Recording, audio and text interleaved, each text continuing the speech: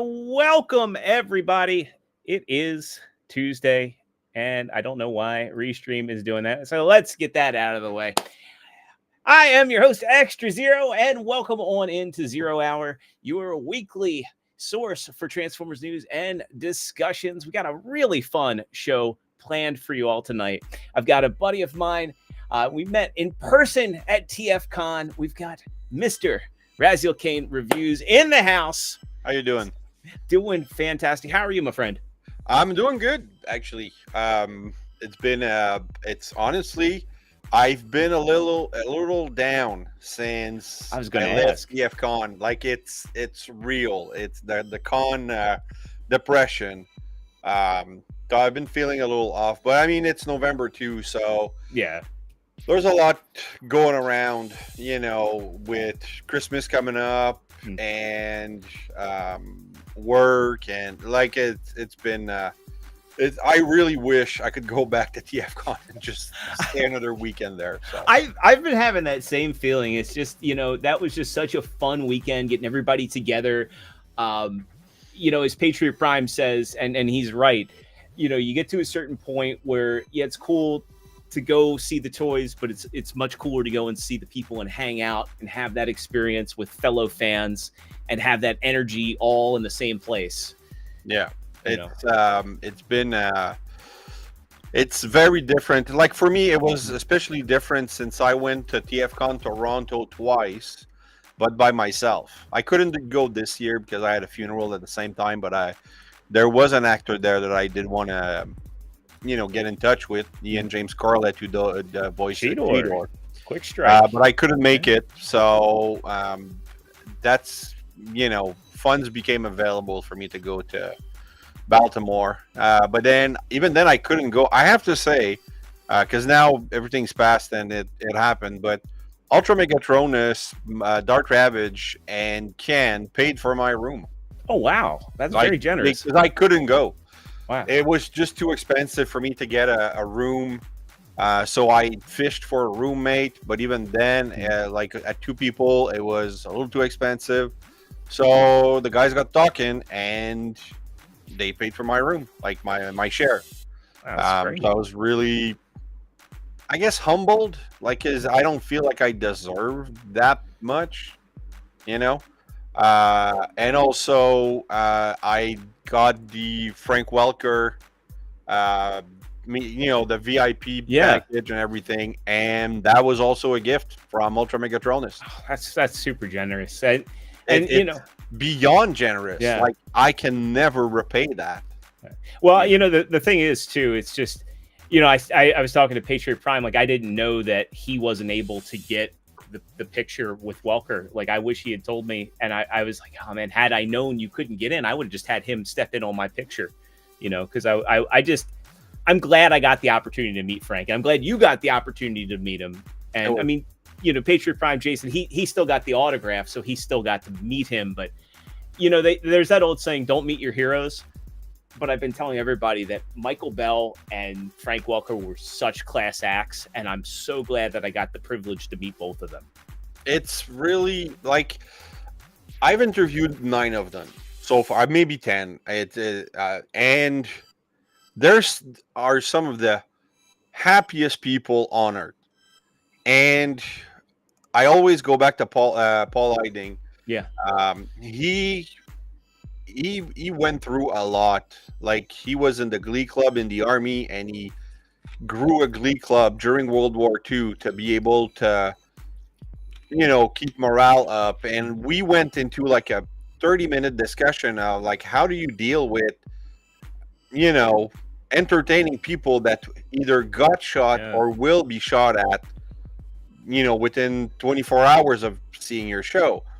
And he told me that it was rough. He had a lot of people that he knew that he had to cut because they didn't have the talent to be in the Glee Club and everything like that. But if you look at his picture when he was young and hopeful and happy, he had a twinkle. And then you look at his picture now, and he still has that same twinkle in his eyes. They don't lose that childlike hope because they're always working, they're always creating, they're always surrounded by the same creative people, and they're happy. So meeting Frank Welker and meeting Michael Bell face to face was just, it's exactly as I pictured it. Okay, sure, I didn't have like an hour with Frank, but it's still beyond amazing. It really is. I just feel it's so funny. I think I can't remember if you were in the lobby or not when I saw Michael and I just walked up to him. No, you know what? It took me 24 hours to believe you, because you told me on Friday night. I'm like, bullshit, because you had like a little trepidation in your voice or something that made me think that like he's pulling my leg. And then the next I was in disbelief that it happened. I was in disbelief that he talked to me, and let alone was like so into like Soul Reaver. Yeah. Like I thought he was gonna be like, who's this crazy guy talking about a video game to me in the lobby? Well, but then the next morning, I think I asked. I think it was Lance, or another guy. I'm like, did you really talk to Michael Bell? And somebody else said, yeah, he did. Like he really did talk to him. I'm like, okay, cool. So I'm really happy for you, because I know you're a fan of the franchise. Oh, big fan. And I was just in disbelief that he gave me the time. I was like, I know he's in the lobby. I know he's trying to get somewhere. I don't want to be that guy, but I was like, I'm going to shoot my shot to do it. Yeah. It's talking about not being that guy.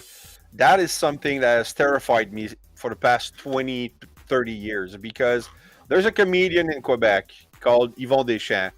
He's everybody's inspiration. Okay. If you're a comedian, everybody has this guy as an inspiration. He's been doing it for 70 years.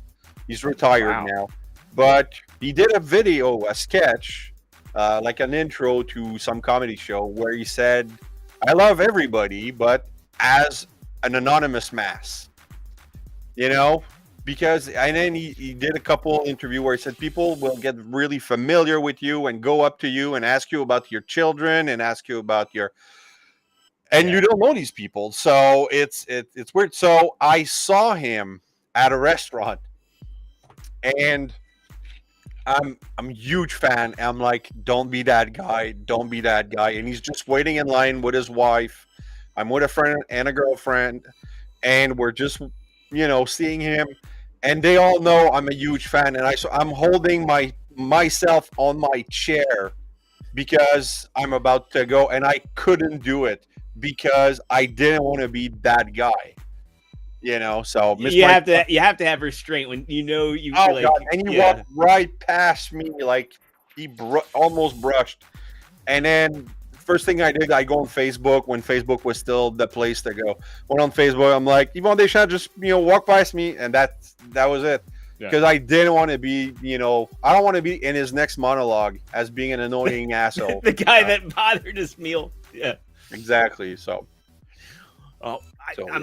We'll revisit some of those talking points in just a little bit here. First and foremost, if you're joining us, we got a live chat over there. If you're watching us live here on YouTube, don't be shy. Pop in the live chat. I'll be reading your comments throughout the course of the show. And before we get started, if you could do me a solid, go ahead and smash that like button. Get it as blue as Optimus Prime's helmet. It would really help me out in the algorithm. I'm trying to grow the channel over here. Growing actually pretty well. We're up to 229 subscribers, and that's not bad for having relaunched a dormant channel that was dormant for 17 years. And just for search, we got some pretty 17 years. Yes, sir. Yeah, I did. I started in 2007, and then I wanted to do Transformers only content. Still friends with the figure action guys, but I just wanted to do the Transformers only show. Is most of the guys are moving away from Transformers, and I'm doubling, tripling down on my love of the hobby. So originally I started with Powit TV, and I uploaded a couple of my old reviews there before they went to the Powit channel, and they survived. I actually did a video going back and looking at my very first attempt at being a Transformers reviewer. And it's surprising because I don't think people realize how old I am. So well, I mean, that's the magic of TV, right? Right, exactly. I have too much white showing now. Like I just shaved because I was coming here. And I'm like, I'm looking just like trimming up. I was pretty gruff. So, yeah. I'll be 40 in February. Oh, you're a baby. I'm 46. Okay, well, you know. Yeah. But yeah, I believe I was 22 in that first video. And yeah, that was a neat little throwback. I did a little reaction video to my first attempt at reviewing. I might go back and look at the one I did for Leader Class Megatron. But yeah, if you're not already subscribed, hopefully today is the day I earn your subscription. And go ahead and check out some of the other content that I have on the channel. Speaking of Lance, I did a video with him on Saturday night where we ranked all of the Transformers Armada toys. And that was a really fun stream. We didn't rank any of the repaints, but we did all of the original molds, and that was just a ton of fun. We're going to be coming back and doing Energon and Cybertron and potentially Beast Wars. So we're going to do a ranking series on this channel. So stay tuned for that. And also, if you haven't already, hit that notification bell, because I don't have a firm uploading schedule on the channel. I have been dragging my feet. I'm putting the final touches on this vlog. I have to do my final commentary and record my haul. It's going to be like an hour long, so I've got that. How much in the pipeline. Did you buy?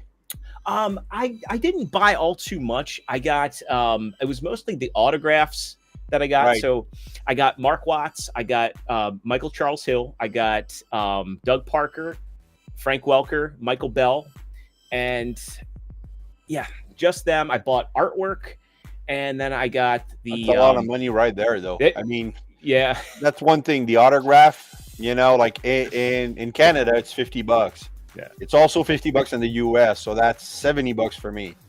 So yeah, Michael Bell, and I did the picture and you know, the bundle for $80, but that's $100. You know. Yeah. It ended up, my wife was like, hey, you've been selling a lot on eBay. Was that to cover the cost? I was like, yeah. Yeah. And then I just got the MMC exclusive, the Rotor, and I also got the Obsidian Commander, which was I was kind of hesitant on it. Then I saw it in person. I was like, oh, God, I gotta have that. Yeah, a lot of people got, 600 people got that. 600, yeah, it was very limited, but it's a repaint, right? It's yeah. But sorry, how old is the original model? It's a year old. Oh, so, that's it. Okay, I thought it felt like I was watching PPR's review, and it felt like an older model, like something you'd see out of the Cybertron line or something. Well, yeah, it was Fans Hobby's masterpiece take on an Energon Prime, and they were really the first company to make that design look good. Okay, yeah. And I want to fact check myself in real time. I think it came out at the end of so it came out at the end of 2022. So that mold's actually just turned 2, but it's not that old of a mold. Okay. And say hi to chat real quick, and then we'll get into news. Of course, we got this guy in here saying hello, chat. We've got my good buddy Princeton Valais coming in saying hello. Good to see you, Princeton. He's one of my greatest supporters. Like every premiere, he's there. So thanks, man. We've also got a very good friend of mine, Deluxe Baldwin, saying thank you for having me. I love Transformers. We're going to try and get Deluxe back on the show very soon. He's one of my inspiration. This guy's fantastic. I got to tell everybody, like the Deluxe that you see on stream, that's the real guy. Yeah.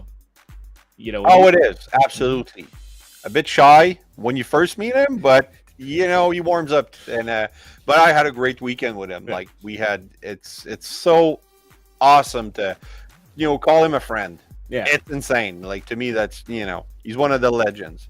Yeah, and funny too. You won't get that side of him until you meet him in person. He is one of the funniest dudes. He'll crack jokes. He'll bust your balls, but he's the same guy you see on stream. So yeah. Yeah, Halius56 saying hello, everyone. We've got the good, the bad, the awesome saying what's up, all. Good to see you in here. We've got my boy. Me have fallen. Oh wow, the studio series? No, the Iron Factory IDW. Oh, the one you just reviewed. Yeah, the one Yep. He it was insane. Like he just as I was leaving, he's like, "Oh, that's for you." I'm like, "Whoa." So I did the review. Like I shoot a lot in advance, so I did the unboxing for members only. But then the review I think won't come out until like January, I think. Oh, right on. So yeah. Well, I saw the picture on Facebook, so I was like, oh, okay. Yeah, that was the picture of the unboxing. Right on. And lastly, we got my boy Sandro in here saying, "Howdy, good to see you, Sandro." So let's get into some news stuff. So you saw Transformers 1, right? I did. So have you when you saw it, did you take your family with you? No, I wanted to, like, I was one of those not sure I want to see it, but then That's where I was. everybody I know and respect saw it and said it was good.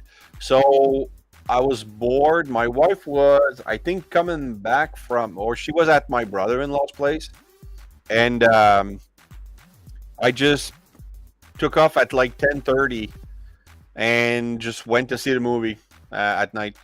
And actually, on my way to the movie, I joined the live stream with Ultra Megatronus, and then just let them know, yeah, I'm gonna go see the movie right now. So, hell yeah, and I liked it. Like I don't love it as much as a lot of people profess. I liked it. It was a good written movie. The main point is, if you would have changed every character and named it something else, it would still have been a good story. Yeah. So yeah, I have a few nitpicks with it, but I like what it's doing. You know, and talking about some of the older guys, you know, I like new good content that puts the characters first, because the thing that we love about Transformers is it puts the characters first. And with the Bay movies, I felt like it was the human characters first, and that's not why you go to see a Transformers movie.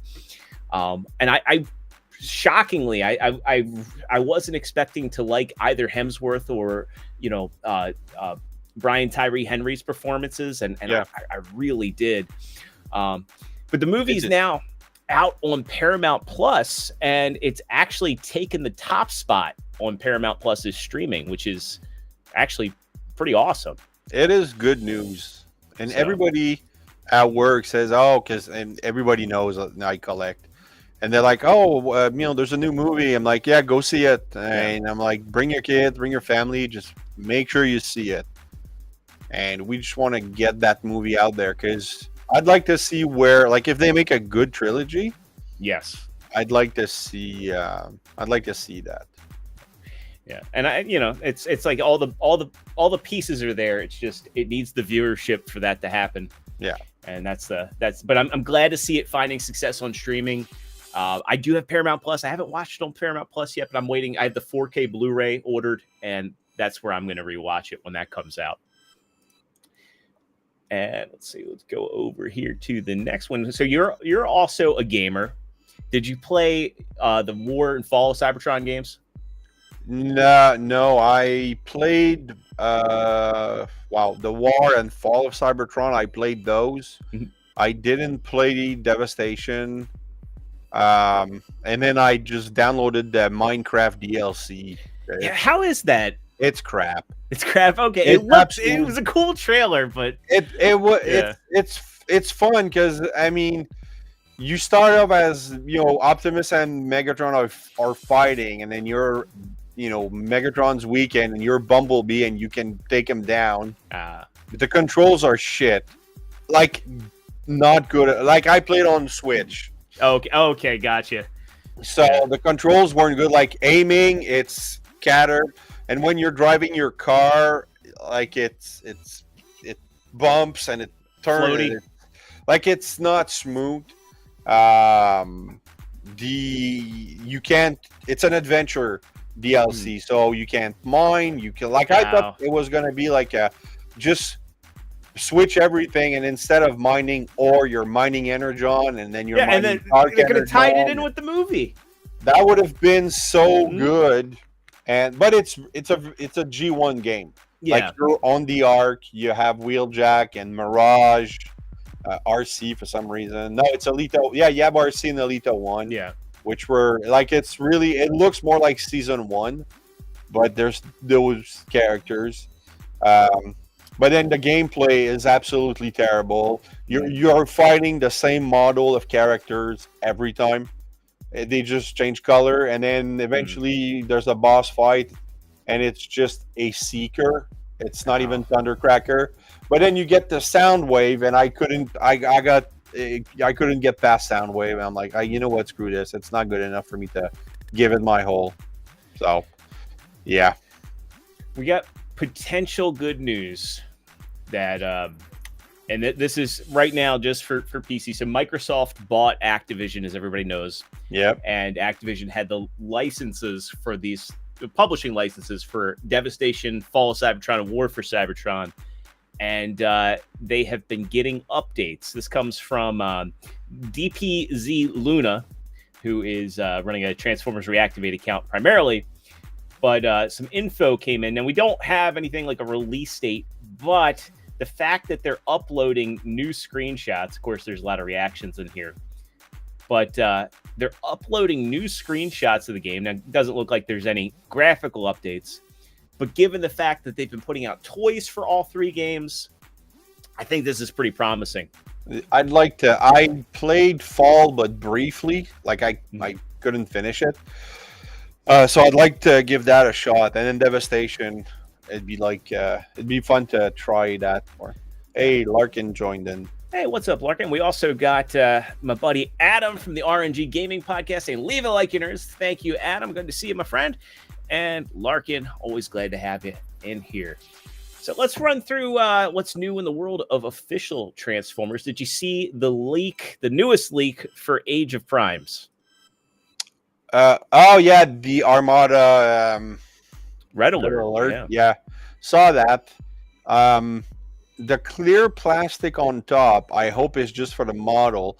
I hope it's not one of those like Evo Fusion or whatever they had with Legacy, where like Elita 1 has clear weapon, and then Crankcase had clear weapons, and Blitzwing had those goofy hands. Yeah, the hands were so bad. I'm hoping that it's just the windshield and the light bar. But it looks good.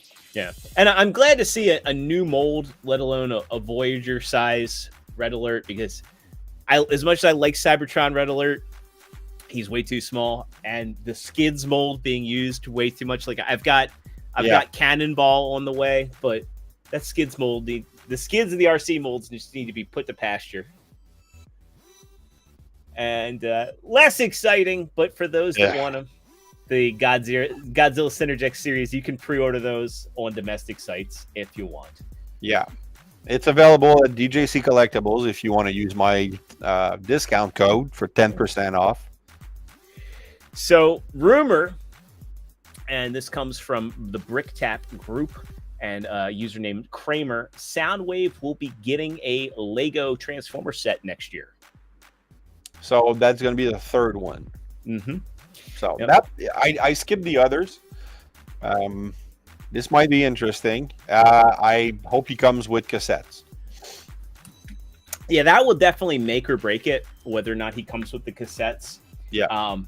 I think this one could be a slam dunk, and I think that they could, if it's built like Prime, and Prime was big and bulky, and he had the articulation. If it's built like Bumblebee, No, Bumblebee wasn't good.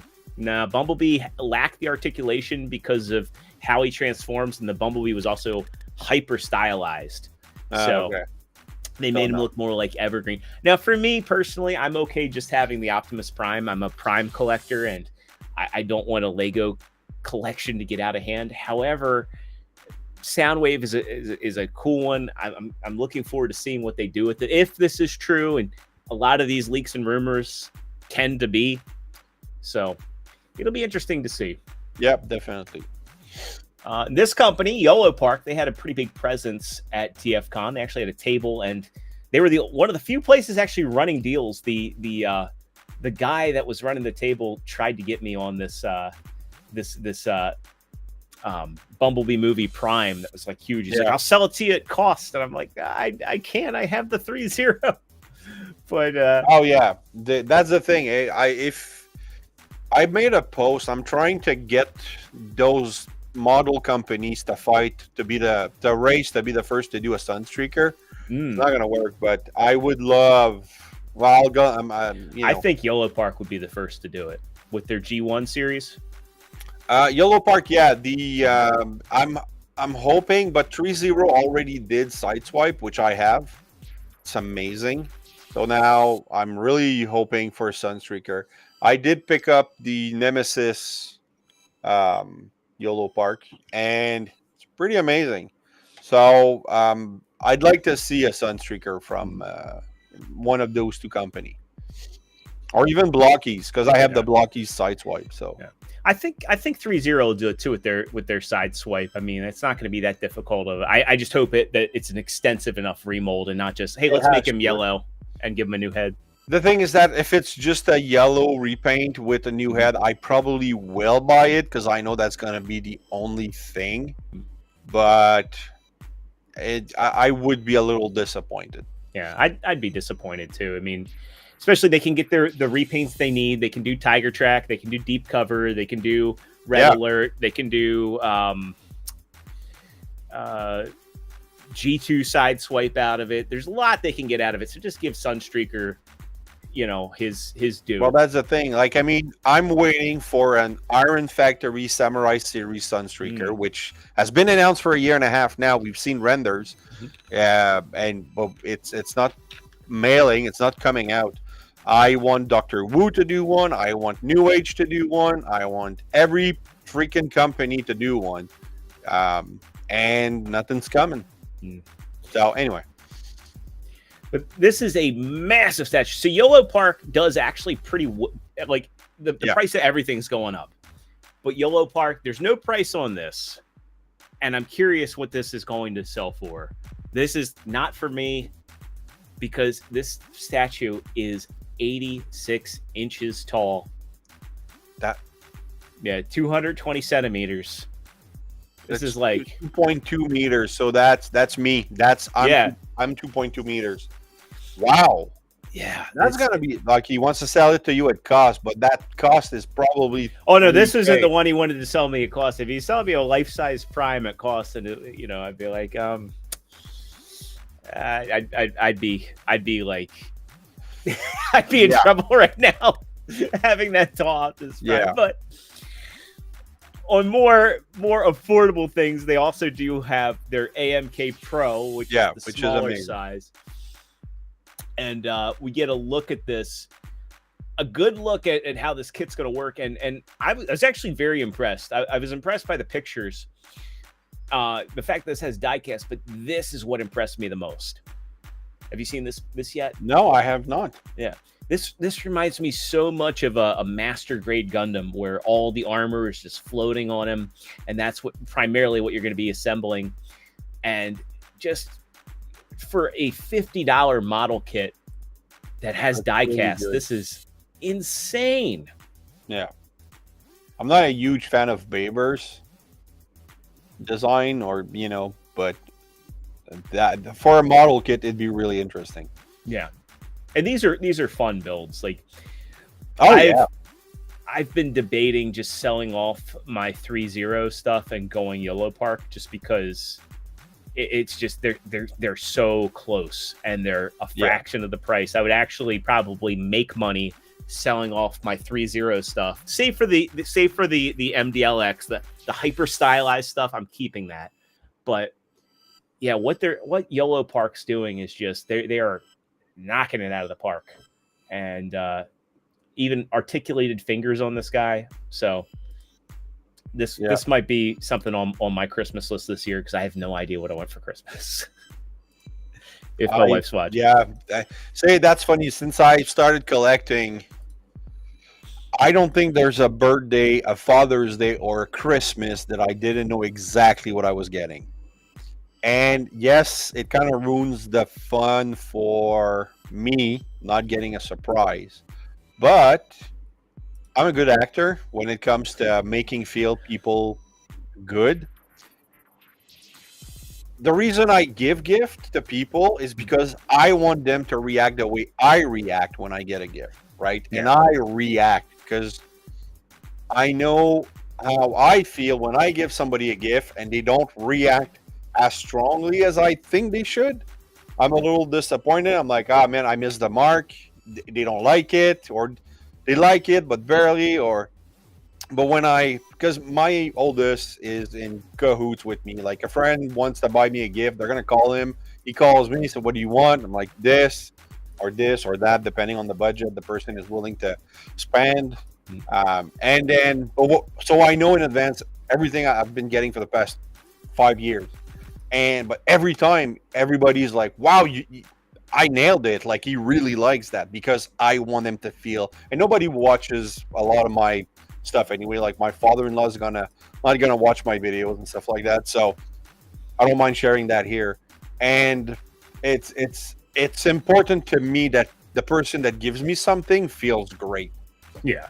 So no, I feel you on that. Like I always like try to get gifts that I think also are going to make the recipient feel good, but that little personal touch on there to make it something that's memorable and exactly. appreciated. Yeah. Like if I'm in a bad mood, I'm gonna really talk to myself to make like that person doesn't have to feel that you're in a bad mood when they're gonna give you your birthday gift or your Christmas gift, or it's about them right now. Yeah. And I do it. And I've been able to, nobody's like, oh, you already knew. Like, no. Like there's stuff I have right now in my closet that my wife will sell to her sister because she threw me in the gift exchange. So I buy a gift, my wife pays me, my sister-in-law pays my wife, and and nobody's the wiser. So I love it. Hell yeah. Before we get into our third-party stuff, I did almost forget my segment for Figure of the Week. So I picked out a Figure of the Week this week, and I also have a brand new intro for Figure of the Week. And it's funny, I almost forgot as I was putting the final touches on it. So without further ado,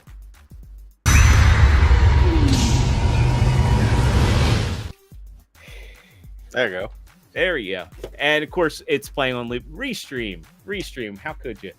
Anyway, this week's Figure of the Week is a relatively newer figure, and that is the Agent Knight. So this figure was recently released, and it is a love letter to kids of the 80s and 90s who happen to love the weekly adventures of Michael Knight and his car Kit. This is stylized. It's kind of like Michael, but kind of like Kit. This is, I think, one of the best crossover attempts, and where they really knocked it out of the park is lights and sounds. I love mine. We just don't get enough lights and sounds on figures anymore. That. You're absolutely right. We need more. Yes. And I want a redo of the DeLorean. I don't know. Like the DeLorean was pretty on par. Like it was really well done. We could use a couple lights, but I mean the lights would have to be more inside. Yeah. So or underglow they could do. Yeah, an underglow could do. But my Agent Knight came without a crotch, right? Oh, so, this piece. Yeah, the blue piece was missing. So reached out to Hasbro and I got 3 figures for it. For the crotch, they sent me Paleo Trex from Kingdom, Studio Series 86 RC, and Generation Select Bug Bite. After I specified to the lady, I would have preferred a Decepticon. They sent me 3 Autobots. I'm like, all right, but I was really happy with Bug Bite. So, but no, Agent Knight is a fantastic figure, and MP scale, Yep. So. And a really easy transformation. Oh, yeah, absolutely. If you've got a fan of Knight Rider in your life, and they're like, why don't they ever make anything cool for Knight Rider? This is a great gift, especially with Christmas around the corner. And this is a figure that anybody could transform. And of course, as I'm trying to showcase it, that's when my camera decides. Your camera zooms out. Yeah. It's Razor. That's the thing. I think that's the other thing I might ask for Christmas. I might say, let's just go to the Logitech Brio, because this Razor camera has been driving me nuts. So while I look like I'm in witness protection program, let's move over to our third-party stuff for the evening. And boy, oh boy, we have a bit to go over. And first and foremost, this is a figure that I'm anticipating. I'm looking forward to getting my Protectobots finished. But MMC and Planet Steel Express have issued a warning to not rotate the head of your groove when you're transforming him. Otherwise, this could happen. So if you're getting okay, yeah, if you're planning on getting in Cursus, just be aware to follow those instructions. Otherwise, he's going to look like he's got road rash, but not the good road rash that EA did back in the day, the bad kind where you fall off a bike and get scraped up. Next up, my buddy TM Reviews posted these pictures. Now, I know Deluxe is on the fence about this. We were talking about that big Prime statue from Yolo Park. Well, this is the 4 foot tall Metroplex. Oh, yeah. It's going to be insane. Yeah. Hey, we got Ultra Megatronus. Yeah, good to see you in the chat. $1,400 US, I think. Yeah, and I think the shipping's probably going to be the biggest part of that price. Is it 1,400 shipped? I think so, but like when it comes to domestic sellers, like I'm sure sites like the Chosen Prime, they're not going to be able to eat that, nor will Toy Dojo. You probably will have to buy this from an overseas seller in order to keep the price down. I mean, I'm not getting this. Nor am I. I have nowhere to put this. I'm happy with my Titan class stuff up on a shelf, looking down on the rest of the stuff. Like, yeah, you don't have much of a choice when it comes to displaying Titans. But yeah, I've been lucky because I tried to do it by season.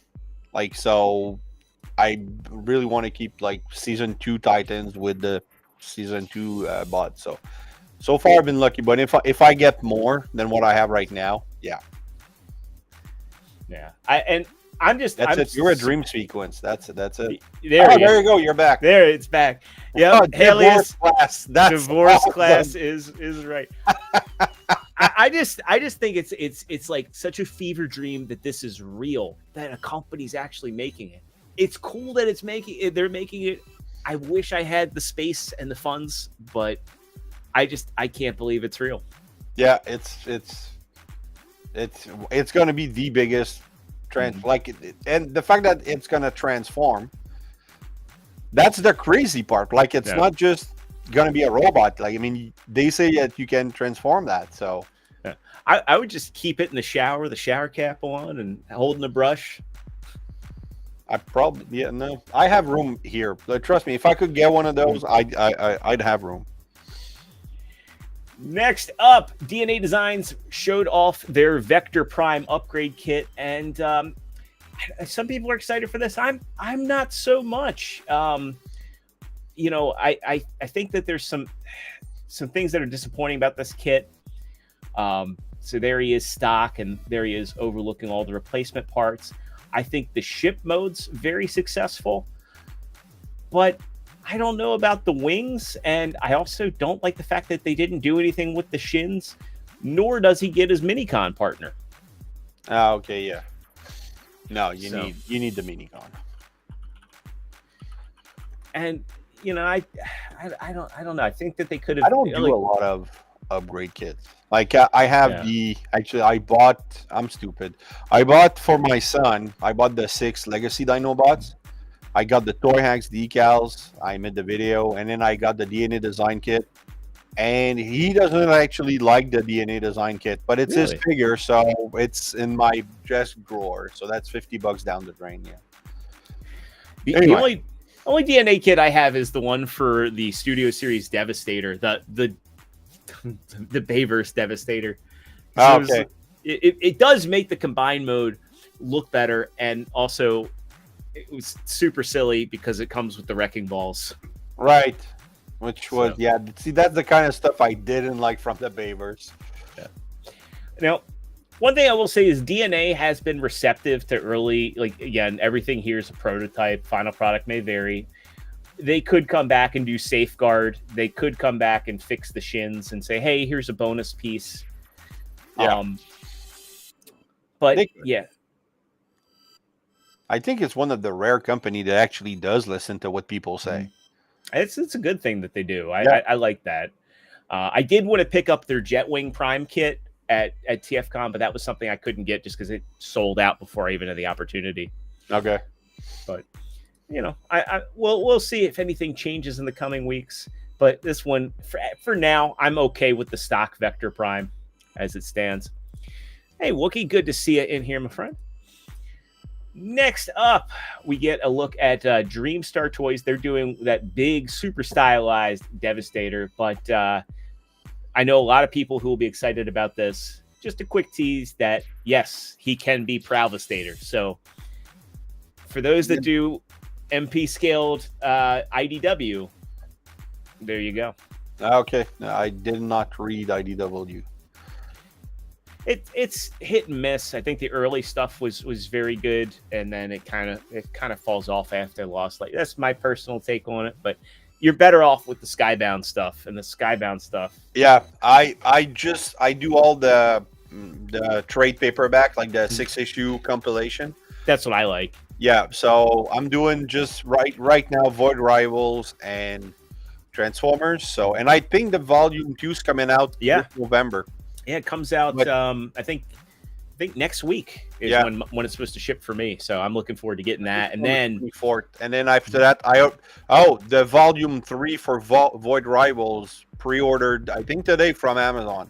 Oh yeah. So I did that and Void Rivals and Transformers. So it's Void Rival. Actually, Jimmy G said you should read it. I'm like, I don't know. But then when I saw that it's still Transformers, so I'm like, yeah, okay. And it's an actually really good story. So and next up we get a Legends class. This is Heidelberg. I forget which company this is making this. This is Cyan Culture. Yeah, Cyan Culture. So this is an 18-inch or 47 centimeter tall Legends class. Now again, you could fit this in if you weren't happy with Earthrise Scorponok, which I actually think is one of the best Earthrise figures. Here's an option for you. Definitely way more G1 styled. Yeah, depending on the price. I'm not a big fan. I'm a big fan of Fortress Maximus. I was never a big fan of Scorponok. Even in Beast Wars, I wasn't. So it's just this. If I do want to get one, I probably would get this one because if Metroplex I did get from them, and it was $175 Canadian. Yeah.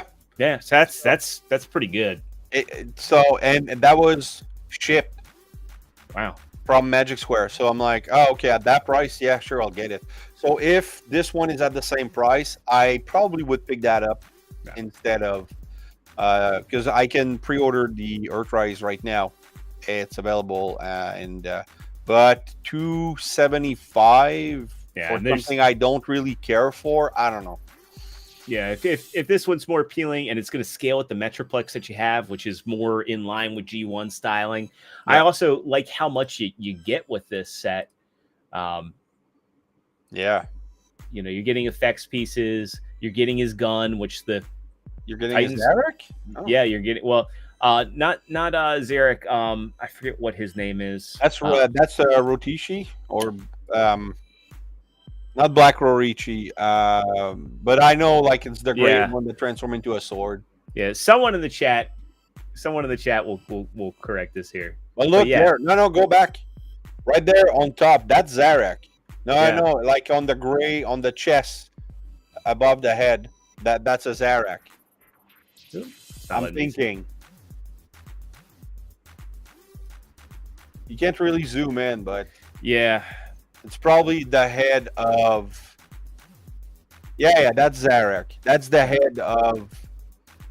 It's like the triple headmaster gimmick or double headmaster gimmick. And that there for the Scorpion mode is far more successful than the Titan Returns one. Yeah. and also he has proper legs, which are, you can see the joints on them, they're articulated. So this is shaping up to be pretty nice. Yeah. I wonder why they didn't do TFcon first, though. That's a good question. You know, they did Metroplex, do because I'm definitely missing a TFcon. So yeah, and the Titans Return TFcon's okay, but you definitely could use one that's built a little bit better. Yeah. Next up, this is the Grand Raijin, or I think this is just the Raijin, which is KFC's or X-Transbot's take on a Ginrai or Power Master Prime. Okay. They released the Grand Raijin set, I think either late last year or early this year, and people that bought that set had to contend with having a cardboard cab in the belly of it. Well, now they're finally releasing the core robot, hot on the heels of Takara Tomy releasing their official Ginrai. I don't hate on X-Transbots at all. I think that they're actually capable of making good toys. Well, okay, watching people review X-Transbot, there's a couple words that I never hear. Great, amazing, wonderful, perfect. Like, you never hear perfect. You never hear those words. You hear complicated, QC issue, loose, like. Yeah. So unless they do a Sunstreaker, not gonna. Well, they did a Runabout and Run Amok, and the first one that came out, I think it was, I was confused the two. I think it was Runabout. It was the white one. It was fast, perfect. It was like this close to being perfect, and every reviewer was like, "Oh my god, they finally did it!" And then they released the other one, yeah, and it had the hole in the chest that and it was like, why? And then it had tolerance issues, and it's just. Why wouldn't you just do a repaint? Like, those are repaints, like, or just get they're copying Fanstoys, putting the QC stickers on them now, but it's obvious they're not doing any quality control checks. No. That's too bad. Hey, boss, all good to see you, my friend. I mean, the sculpt on this is good, but I collect every official figure that Takara Tomy puts out for Masterpiece, and it's just, I think this one's just way too little, too late. Their high Q even looks great, or I guess Ginrai, depending on. Yeah, I'm not too familiar with those series. Yeah. Like I know of them, but they copied the MP44 gimmick, and okay, actually that's pretty cool that you have a seat and an open door. And I think I know Deluxe he's the one that said, "Oh, you don't need that X-Transbot and stuff like that." But I like it. I like to have a seat. Yeah. And a steering wheel, and and people like that, this sort of photography where the door is open, whether you get them in there or not, just to add to it. I will say the combined mode looks really good, but I think hot on the heels of Takara Tomy, it's a little too late. Depending on the price, because the Takara Tomy one is like $289. Well, that's the crazy part, is that the trailer itself was $150 American. Whoa. For just the trailer. So this likely will cost more than the Takara Tomy one, which is crazy to think about. Yeah. Next up, this was pointed out by the Reflector Files. I think that's Mike Kincaid's his Facebook group. The little concerning thing about Sovereign 2.0 is this detail here. And while this is more cartoon accurate, it looks like if you have Galvatron's cannon configured this way, he loses the elbow articulation. I see it. Ugh. Yeah. I don't want to replace my Sovereign. It looks great on the shelf. I'm happy with it. I got the movie color one too. That's got the lighter purple metallic fleck. Right. So I have zero interest in replacing a figure that I'm happy with, and I hope that's the general sentiment amongst fans. But the Fanstoys community, man, they buy up everything. Yeah. Then Fans Hobby, they're teasing off their color test shot of their Energon. Why am I blanking on his name? It is not Star Saber. I have no clue who that is. It's Wing Saber. So they're doing the Wing Saber, and it's interesting. I don't know if they have Onyx Commander here because they're going to do a Nemesis recolor, or hey, they're just, hey, good to see you, Nutop. It's also interesting too because there's two configurations to this guy, so I'm surprised they didn't just bring out Onyx to show off the alt configuration. Because the legs become arms, the arms become legs. I love me some Fanzombie, so I'm curious to see what they do with this. And before we get into our discussion stuff, we'll round it out. TMT, the Transformers movie toys, they did that Cybertronian masterpiece Bumblebee movie, Bumblebee. They are showing off their evasion mode Optimus Prime right here. And this thing does transform.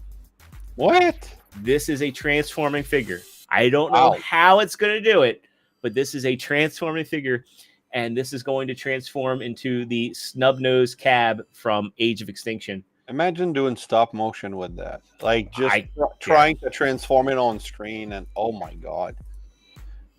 But, yeah. How is this transformable? This looks like a freaking 3.0 model. Right? And it's even they're showing off the ab crunch. They're showing off how clean the backpack is. I'm curious whether they're stealing engineering from Unique Toys. To me, it's got to flip inside out. That's the only way I can see this working. Yeah. So open up front, back, rotate a lot of stuff. Yeah. I mean, if it's going to be a clean out mode, yeah, that's wow.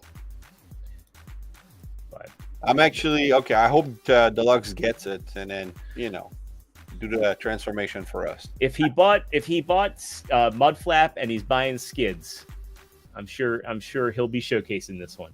Yeah. And lastly, save the one that I'm super excited about.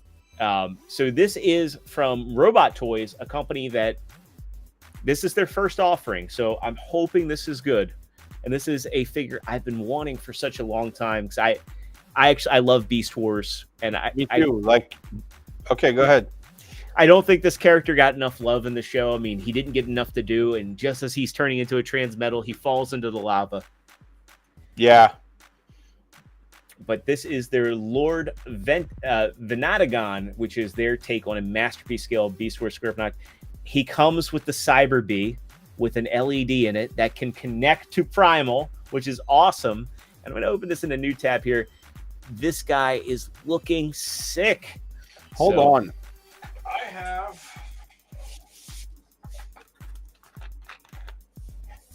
I have this one here. That's the transform element. Yep. So I don't know which one I like better. Well, mine came with a QC issue. I have two left foot. And they did the thing where the ankle pivot only goes one way. No, it's just that there's a little hole here, right? And that connects with the mouth to create the maw.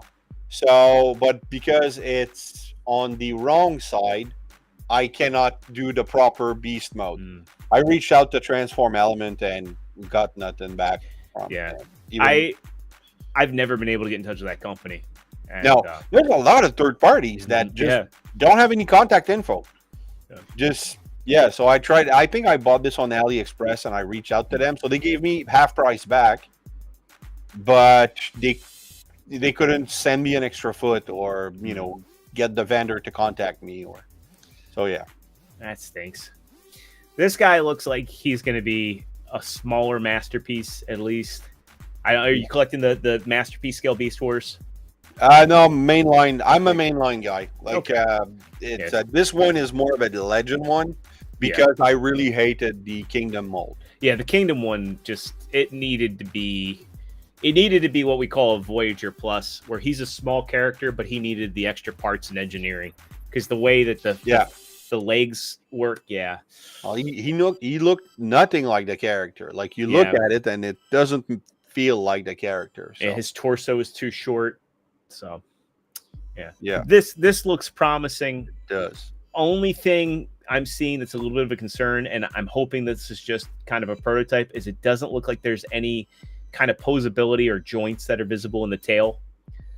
And those are the only... I'm sure there's going to be. I mean, you can't... If it's going to be an MP scale, yeah. You would hope, and maybe they're going to be hidden. Maybe they're going to be ball joints. Hopefully, it's not like what they did with what Transart did with their quick strike, where it was just a bendy tail.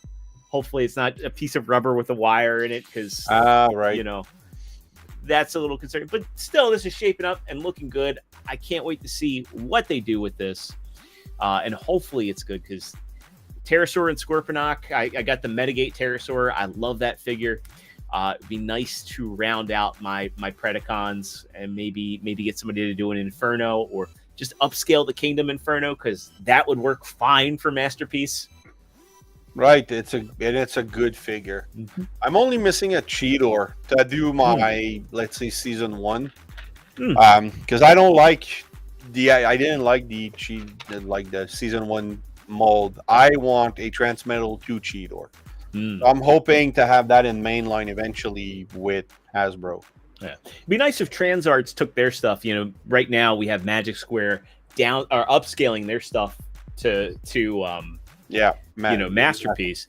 But the Transart stuff tends to be very simple. They could easily make that Legends, and I think that there is a market for Legends, because if you're a Masterpiece collector and you want them to scale with your G1 stuff, the Maximal's got to be smaller. Yeah. So, well, yeah, exactly. Until Kingdom, that was the case, right? Mm-hmm. In Kingdom, everybody's the same size. Right. That was the weirdest thing. So let's now that we're through news, let's go ahead and let's talk about your YouTube channel, how you got started, and some of the highlights of it all. Okay. Well, I've made a few confessions at TFcon. I don't know if you heard, but I started YouTube for the wrong reason. And looking back, it was I wanted to hang out with the cool kids, which were all the people that I watch. There was about 5 of them at the time that I constantly watch and everything.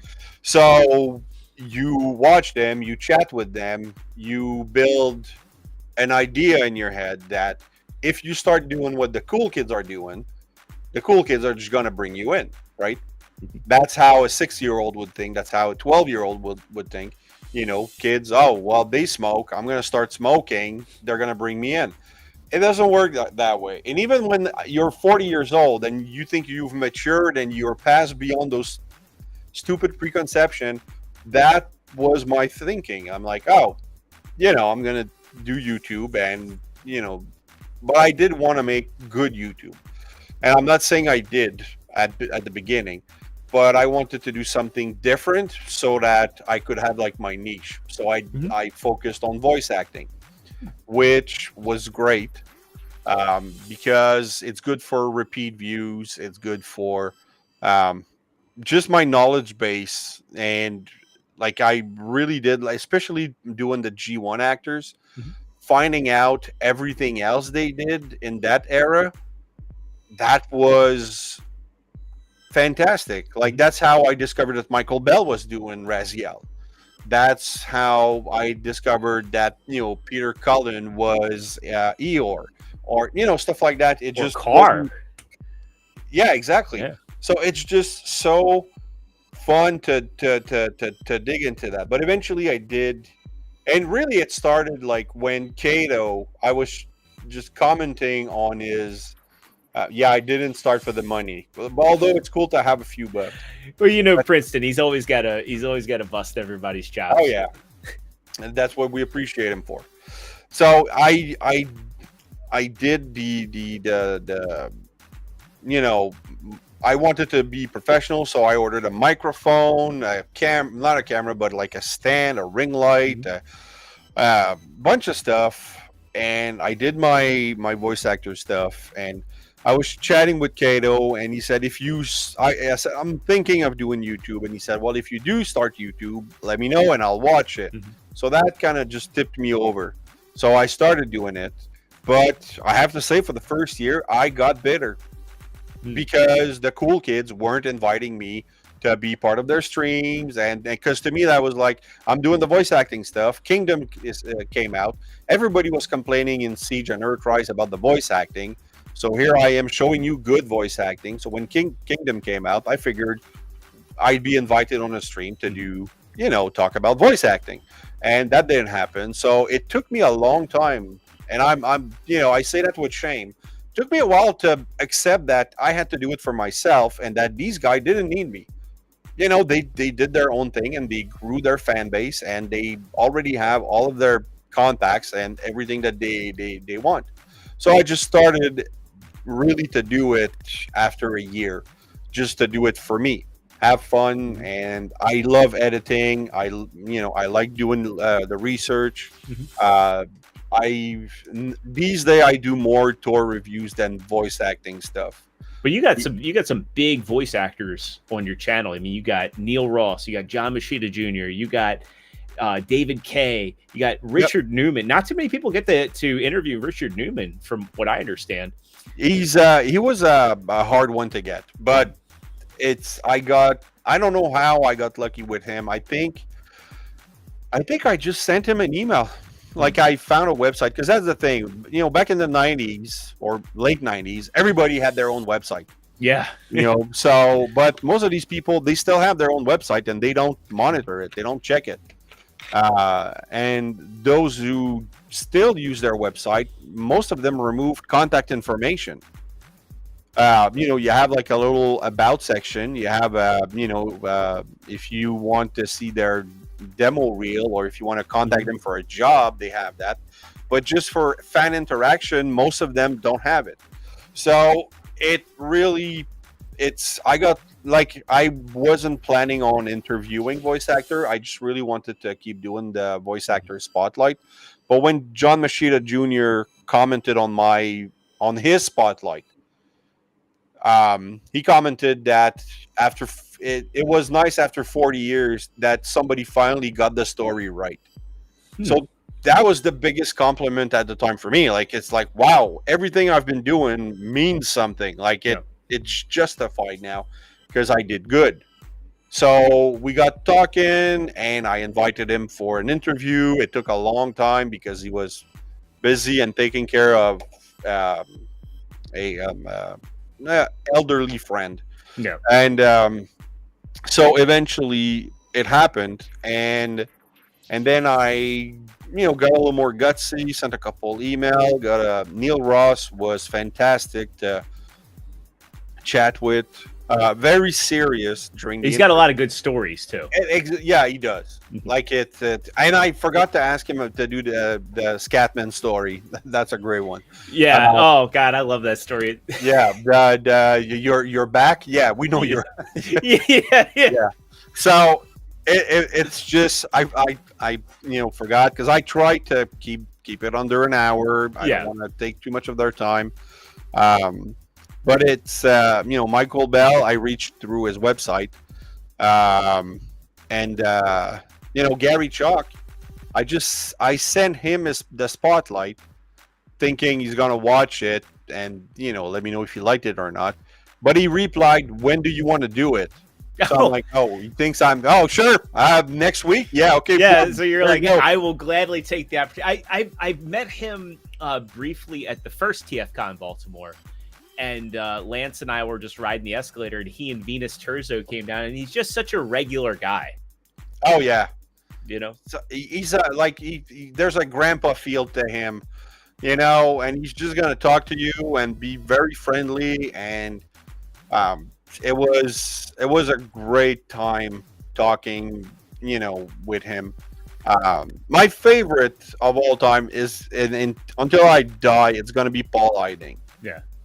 He is my favorite human being. I mean, you guys need to elect him for presidency. He is such a loving human, and that's really that's the core of his being. Like, he's a great person. So acting, he's genuine. Like, I don't know if you saw his short movie. It has nothing to do with Transformers. It's called Frank and Emmett.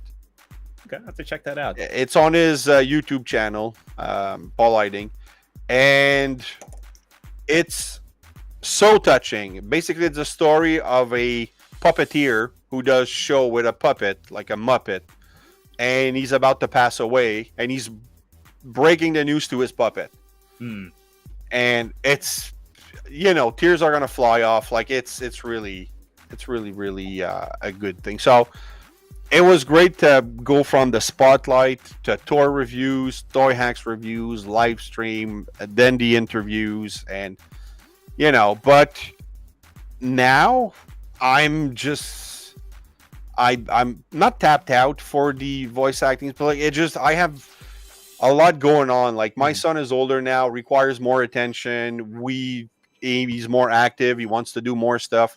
Because when I started, he was a baby, so he slept. I worked, did that, and then kind of knew when to schedule everything. Exactly, it was way easier because he's in bed at 7, or 6, and so I could work. And then my wife was really tired, so she went to bed. So I was down here, doing videos.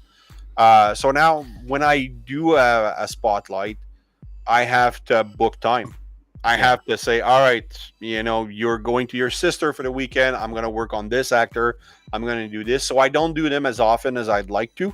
But also, I ended G1, because I did the actors. And then there's so many more actors that I could do, but... You could get Dan Gilvezan, probably. Dan, okay, I'm going to be frankly honest. Dan Gilvezan is my number one that I wanted on the channel. I did 2 spotlight on him, like one because he's my original spotlight. He's my very first video. Then I did a remaster because it sucked. I did a remaster a year later. I've been reaching out to him by email, by messenger. His email team replies that he's too busy doing convention right now, that they're going to reach back. They never do. And on Messenger, he sees every single one of my messages and did not bother replying once. So if you're not going to reply, don't look at them, So it's just, you never know. You never know. Well, I know. Like, and other people, Rodimus Primo said he doesn't reply to messages. Yeah. So I'm not the only one, So it's just, but at conventions, apparently he's really fun. He's very approachable. Exactly. It's like David Kay almost, the level that exactly that he is. Yeah. David Kay. I gave him it's not my business card you saw at TFcon. Like I gave him a piece of paper with my name on it, and I said, give me a call, blah blah blah. The next day, I had an email from the publicist setting it up. Time, date, everything. I was booked. But then I also gave my information to Venus Terzo, and I never heard from her. So maybe she lost the sheet. I don't know. But then at TFcon, I gave my card to Jessica Giovanni, Travis Arts, Levy, Bumper, Doug Parker, everybody. Yeah. And I got no bite. So, and maybe it's going to come later. I don't know.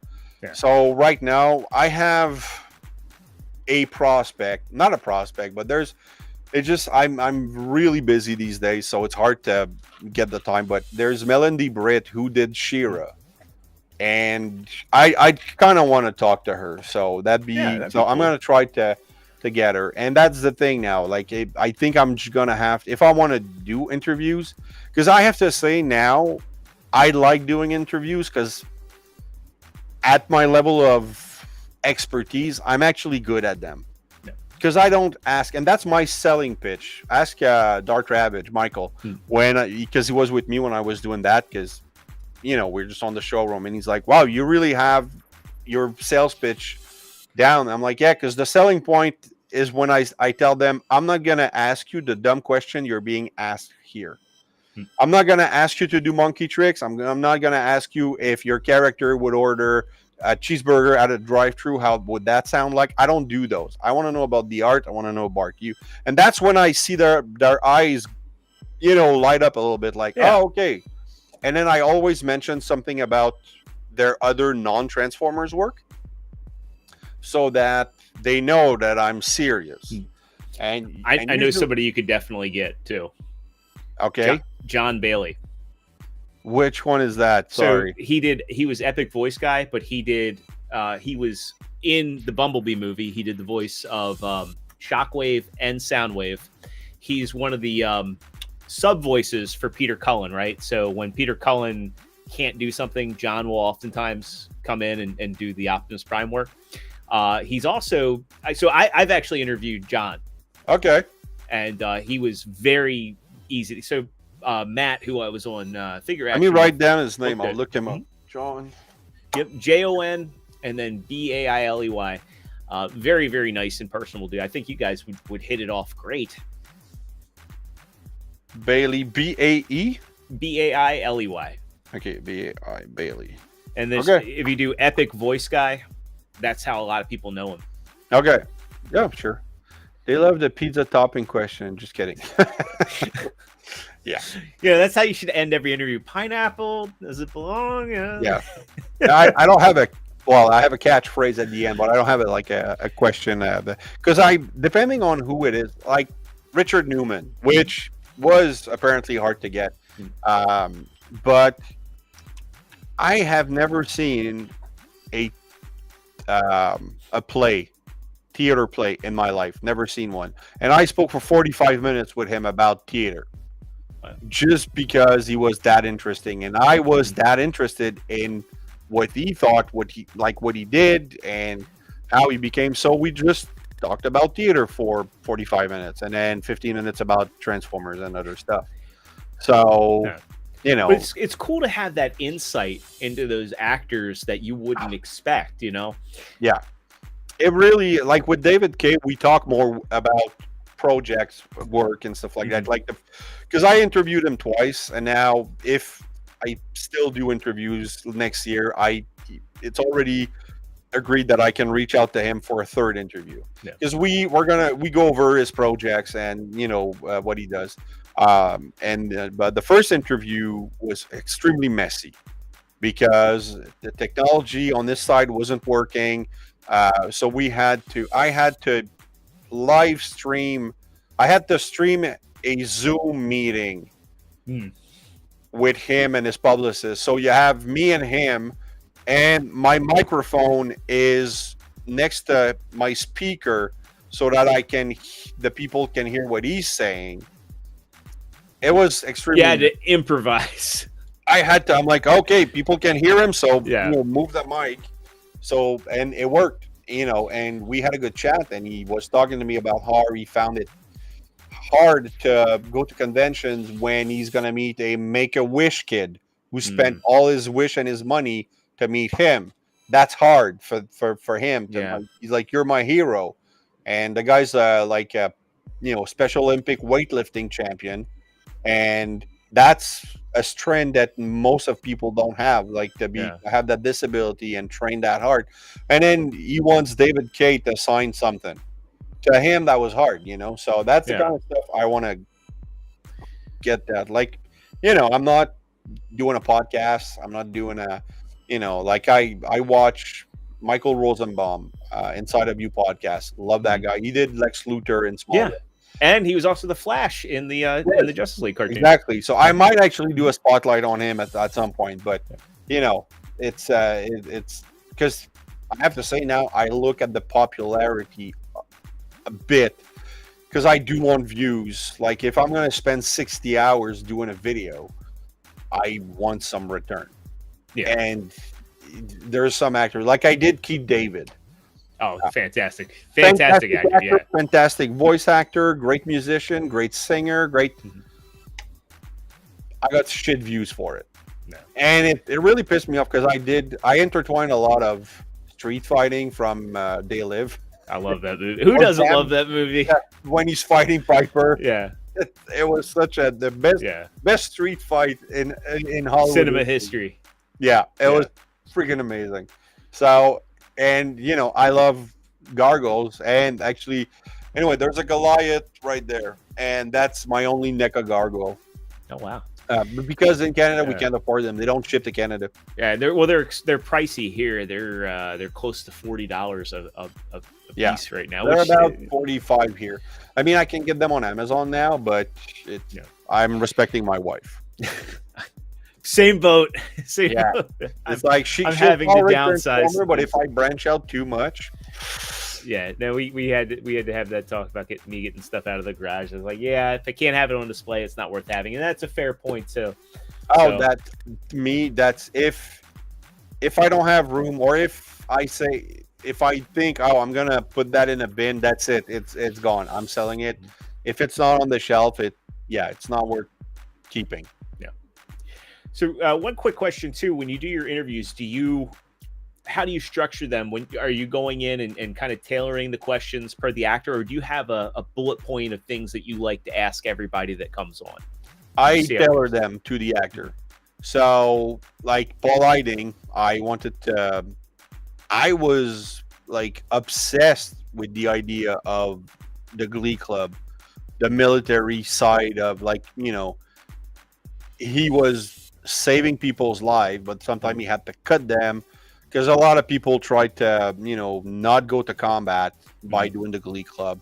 But he built an actual good Glee Club and toured, Europe for all the great generals and mayors and, politicians in France and stuff like that. So, but the mentality of how can such a gentle, amazing man could be in the military, that blew me away. So, and I understood it after, Yeah.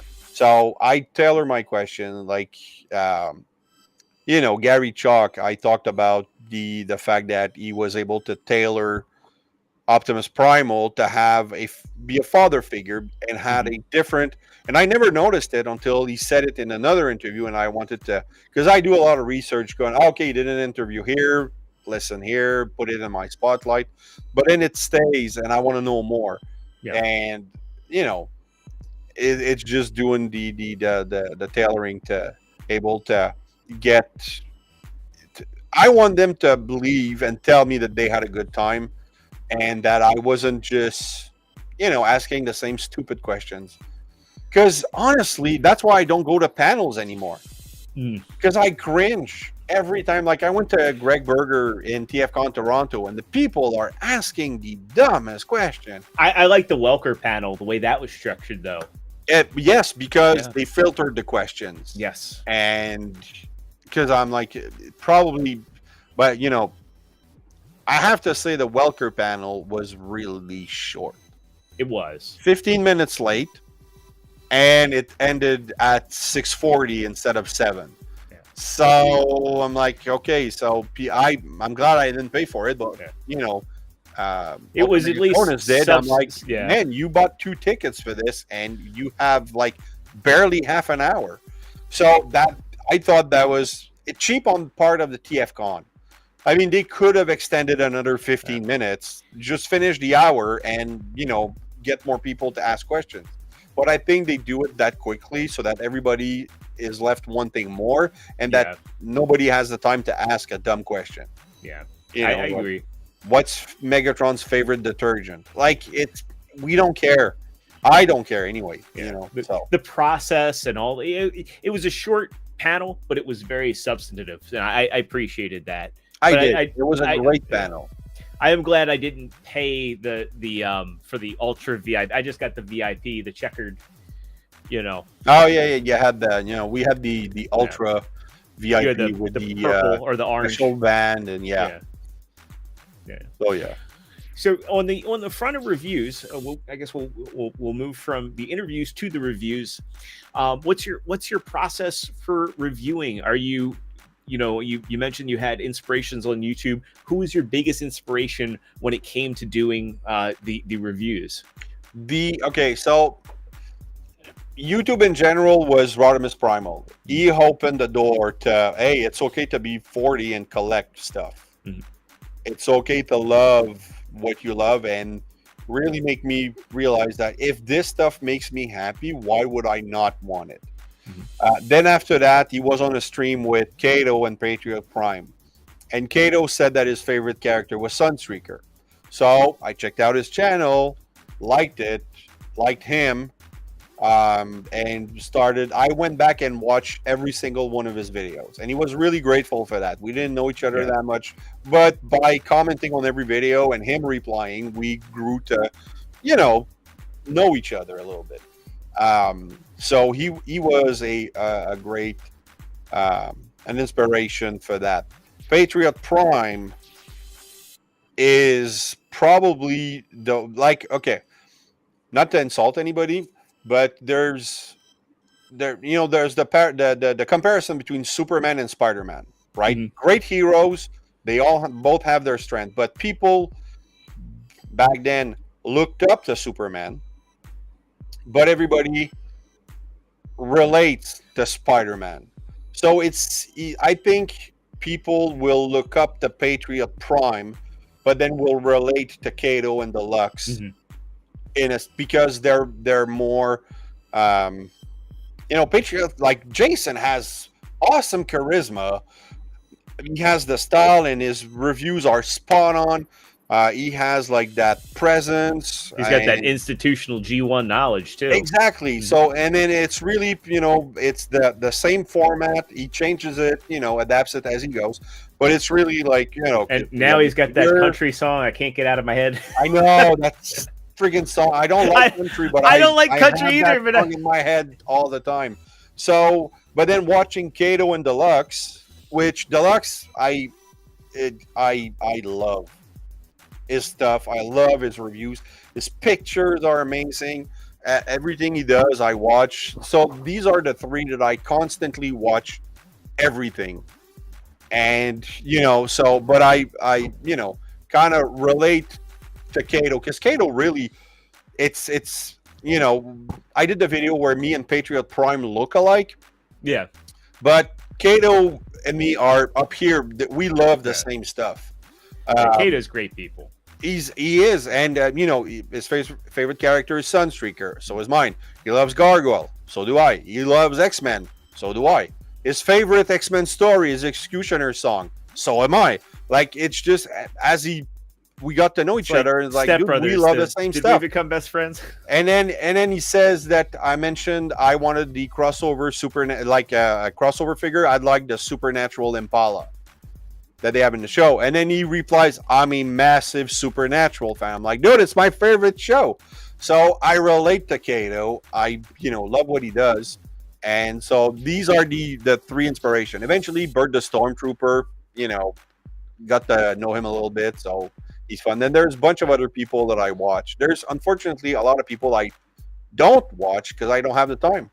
Yeah, that's the one thing is I try to support all the friends, but man, Inutabi, love Inutabi. I love his Transformers review. I don't collect G.I. Joe or Star Wars, so I when he does one of those, I watch maybe less. But when he do like Valaverse and Action Force, I'll take a look. And so Larkin too, but the only way I'm ever going to meet him is TFcon Hawaii if that ever happens. Yeah, seeing Larkin blow up.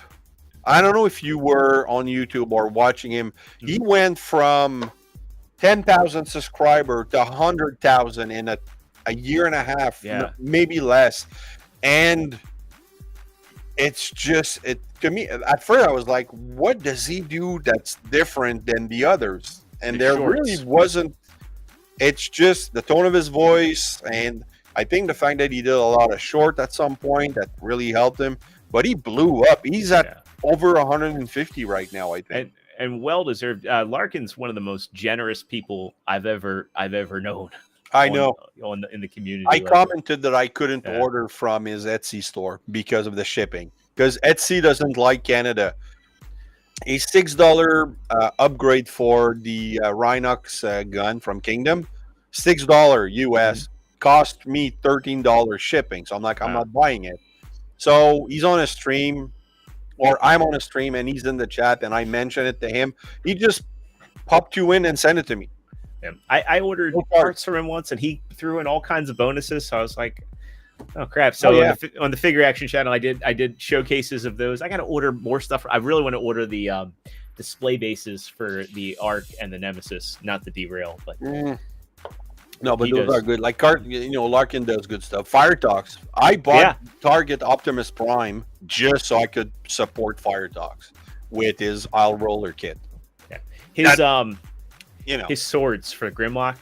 I have that. It printed like I think I have his FTL file. I think he had that on Thingiverse, and I don't know. There was a misprint. My friend like screwed up when he printed it. But it was a great sword. Oh yeah, I have the Grimlock teeth.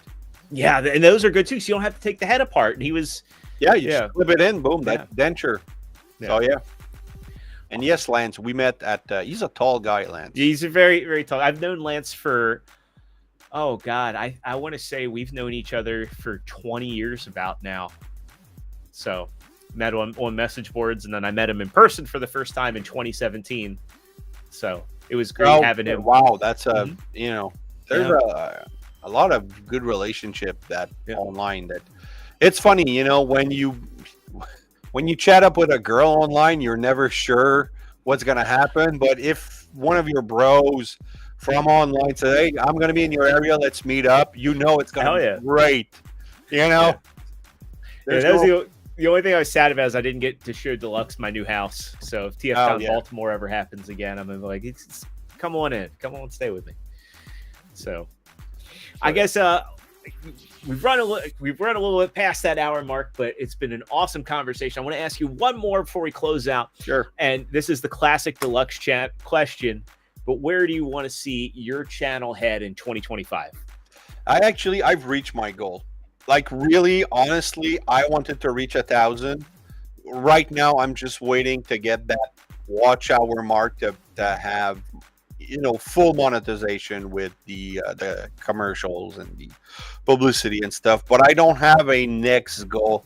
I want to keep doing it as much as I do. But if next week I'm sick of it and I want to close it, I've reached my goal. I wanted to get 1,000. I got 1,000. I'm good. So right now it's just fun and gravy, just doing a little more. And I have, I structure, like when I shoot reviews, I do it in batch. So right now I have reviews scheduled up to January 28th. So he doesn't want me talking about stopping, but Frank Welker has my card and hasn't reached out, so I don't think that's gonna happen. Well, Susan Blue's another one too, and she disappeared. She's on Facebook once a year, and I messaged her, and I don't think she even saw the message. Her website shut down, so Sue Blue is one of my white whale. Yeah. I would love to talk to that woman. She's so connected to Beast Wars as well. She was like that link between you should go check my voice actor spotlight on Weird Al Yankovic though. I'll have to check that out because it's my April Fool video of this year, and I made Weird Al to be the reason why we have Transformer. Like it's just I laughed my ass off writing it. Ooh. This is interesting. So Ultraman is saying, I saw the price on how much Frank charges for appearances, and the starting price is $30,000. Whoa. So, yeah. Okay, so if I can get a minute, that'd be, still $300. Yeah. Ooh. Wow, $30,000. I was surprised because I've gone to a lot of conventions, gotten a lot of pictures, and while I'm glad that I got the picture with them, I was surprised how they delivered the pictures. That's my only complaint about it, is they moved it fast, and they had a professional photographer, which was great. But the fact that you didn't get printed photos and then they just dumped them all on the website, I was just like, oh, come on. You could at least... My wife was even like, she's like, they could at least email them to you. Yeah, but I knew it was going to be a link dump because they didn't scan your ticket before the picture, like at the moment of the picture, so your picture wasn't linked to your account. So I knew it was going to be just a... we're not doing a GoFundMe for me to meet Frank Welker. It's not going to happen. Frank Welker does not need me. That's the main thing. They don't need more publicity. But I appreciate the support. I was gonna say that they did do one thing, and I kind of want a live react here. I took your doppelganger because he didn't get his picture with Frank Welker, and after the fact, I was just like, "Oh, okay, right." So go ahead. I want to live react to that. There you go. Let's see. That's me. Yeah, I was like, you guys are about the same height, same build. I can just superimpose him right on top. So that's awesome. Through the power of Photoshop, he got. But that was the thing. After they did the dump, I was like, I'll just take Raz's picture. I'll put Jason over top. There you go. It's still, and then I think Ultra Megatronus, he took our group shot, which, by the way, the kid I gave my phone to did a shit job. I didn't even post the picture. So the lady that had Martin's phone really took a great picture, and then everybody's like, who's the kid on the right? It was like a Make-A-Wish kid, or like a special needs kid or something that was next to Captain Kyle. Nobody the guy squatting. knew who it is. I thought Rodimus Primal, I think, actually figured out who he was, and I don't see Rodimus in the chat, but maybe I misread this, but I think he's a Pennsylvania state politician.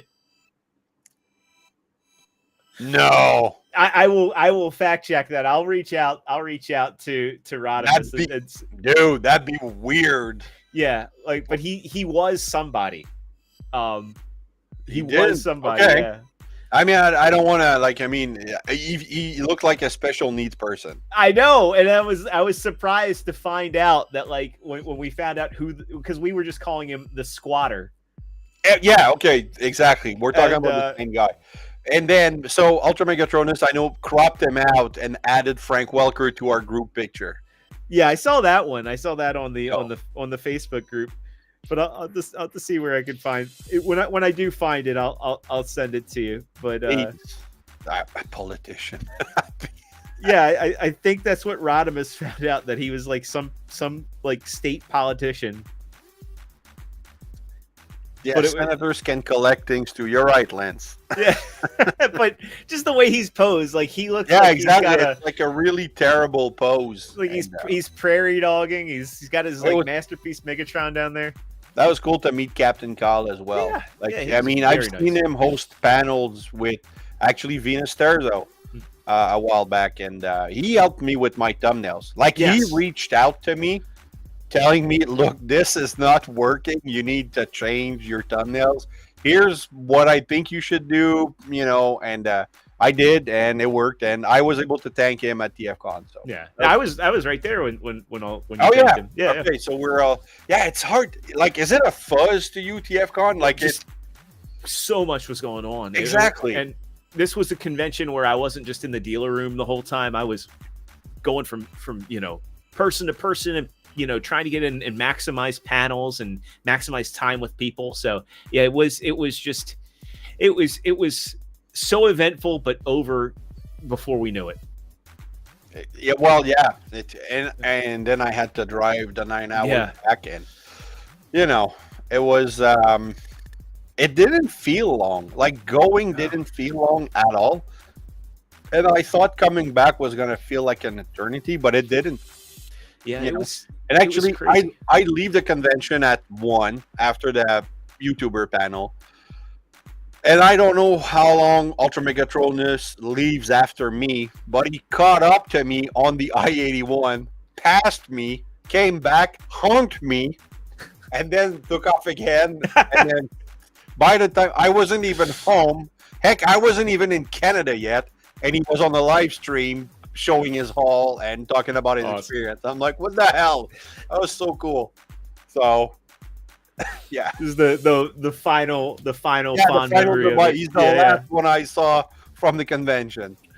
So, and he was the first one too. So that was fun. So I remember just going to the elevator, going, "Hey, I know you." Oh yeah, that's right. That's how we met.